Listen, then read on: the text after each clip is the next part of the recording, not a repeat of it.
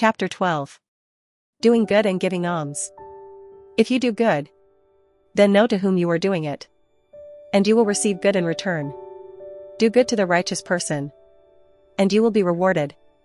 If not from that person, then from the Most High.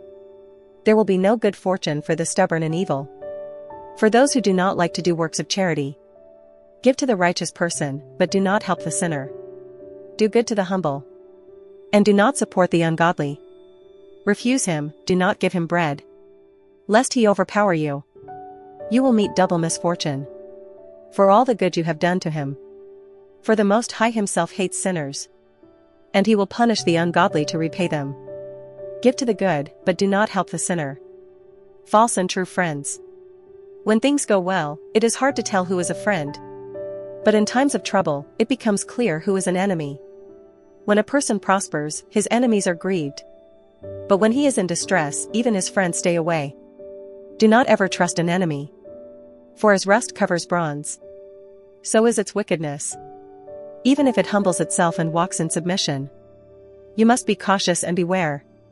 Treat it like someone polishing a mirror, and know that in the end it will be exposed. Do not let it stand beside you, lest it overturn you and take your place. Do not let it sit at your right hand, lest it try to seize your seat. In the end you will understand my words, and you will regret my warnings. Who will pity a snake charmer who is bitten, or anyone who goes near wild beasts? So it is with one who associates with a sinner, and becomes involved in its sins. It may stay with you for an hour, but when you are shaken, it will not remain with you. An enemy speaks sweetly with its mouth, but in its heart it plans to throw you into a deep pit.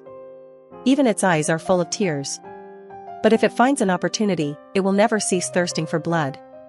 In times of trouble, you will find it already there before you, pretending to help, but in truth pushing you aside. It will shake its head and clap its hands, and speak much about you while revealing its true nature. Chapter 13. With peers. Touch pitch and you will be stained.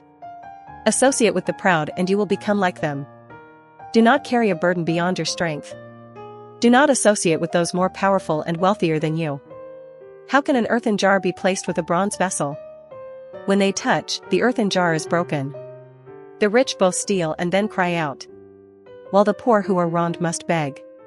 If you are useful to them, they will use you, but they will abandon you when you fall into misfortune. If you have wealth, they will live with you, and exploit you without hesitation. When needed, they will flatter you.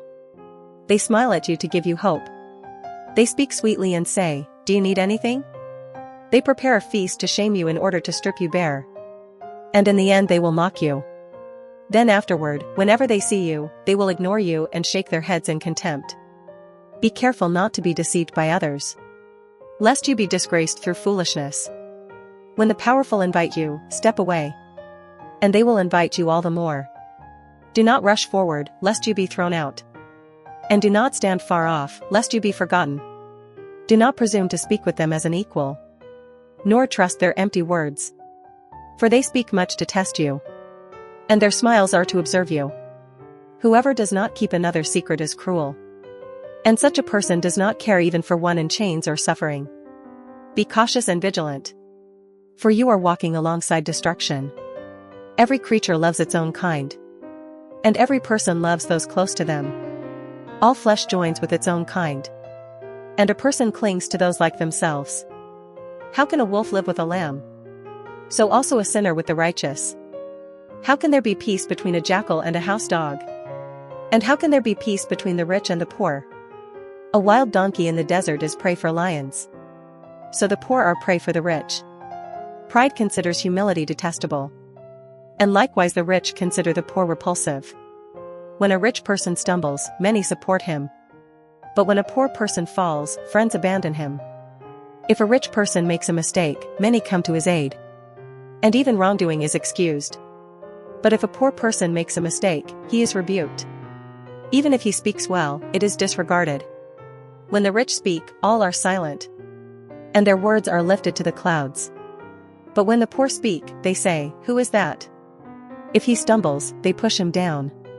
Wealth is good if it is without sin, But poverty is evil according to the words of the ungodly.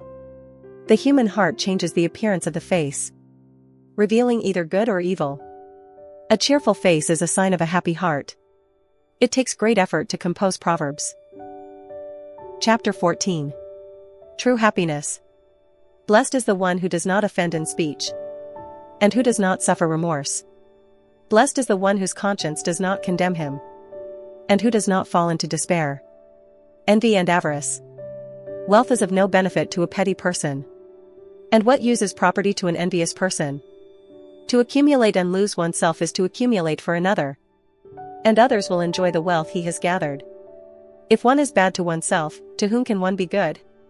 Even with his own possessions, he does not enjoy them. No one is worse than the one who harms himself, and this is the reward of his wickedness.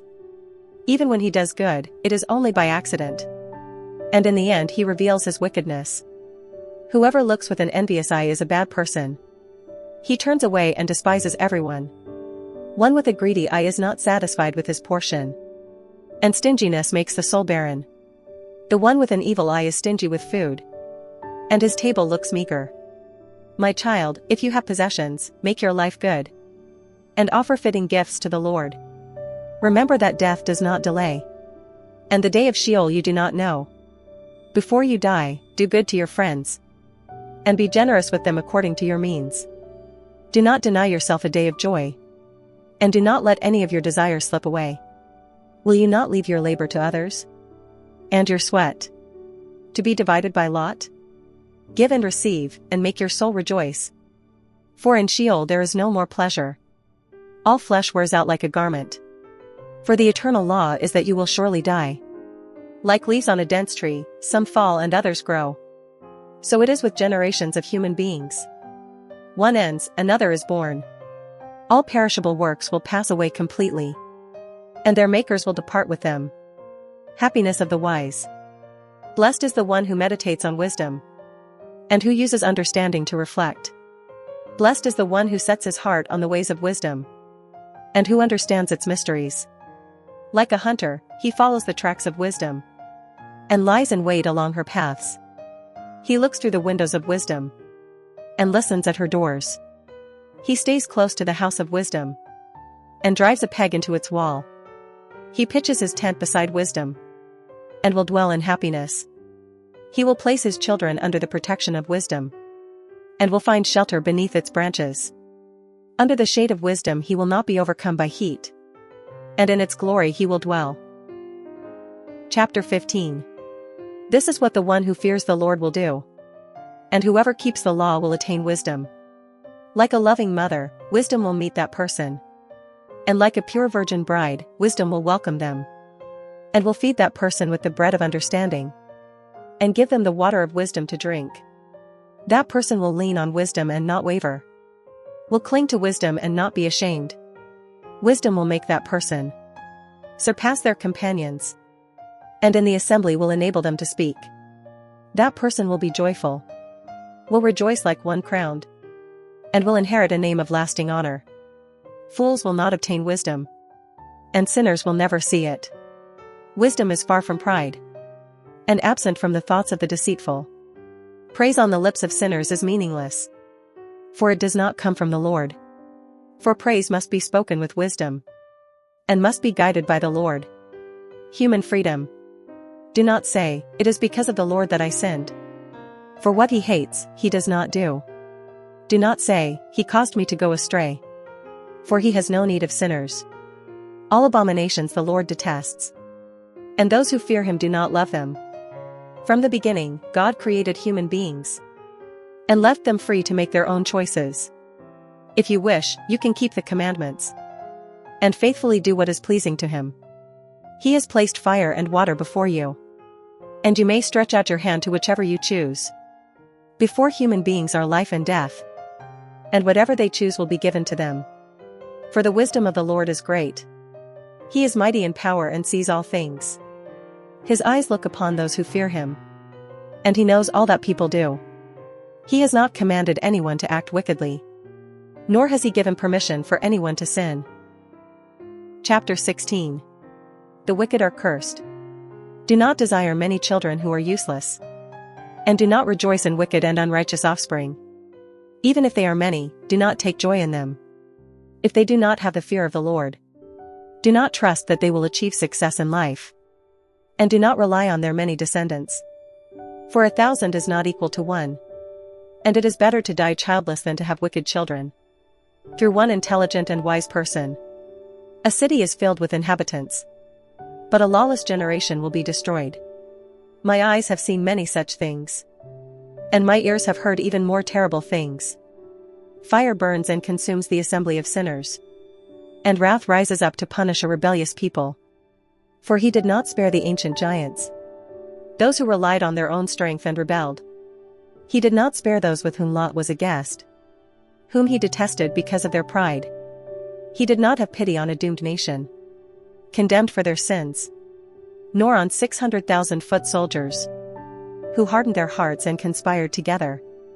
Even if only one stubborn person escaped punishment, that would already be a wonder.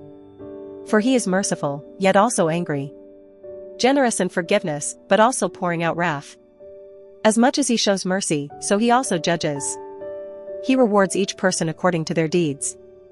The sinner will not escape with stolen goods, and the righteous who patiently wait will not labor in vain. Every act of almsgiving is rewarded by the Lord, and each person receives according to their deeds. Sure reward and punishment. Do not say, I will hide so that the Lord does not see. From the highest heavens, who remembers me? Among so many people, no one notices me. For what am I in the vastness of creation? Behold, the heavens are high and vast, and the abyss and the earth tremble when he visits. At the same time, when he looks upon the mountains and the foundations of the earth, they tremble in fear. Yet people do not think about these things, nor do they reflect on his ways. Storms pass unseen by humans, and most of his works are hidden. Who will proclaim righteous judgment? Who waits for it? For the appointed time is far away. The ignorant think such thoughts, and the foolish and misguided think only foolish things. Humanity in creation. My child, listen to me, learn to understand, and set your heart on my words. I will present knowledge in order, and declare understanding clearly. According to the command of the Lord, his works existed from the beginning, and when he created them, he assigned each its place. He arranged them in eternal order, from the beginning to future generations. They do not hunger or grow weary, and they never fail to fulfill their tasks. One does not collide with another, and throughout eternity they do not disobey his command. Afterward, the Lord looked upon the earth, and filled it with every blessing. He caused living creatures to multiply upon the earth, and they will return to the dust.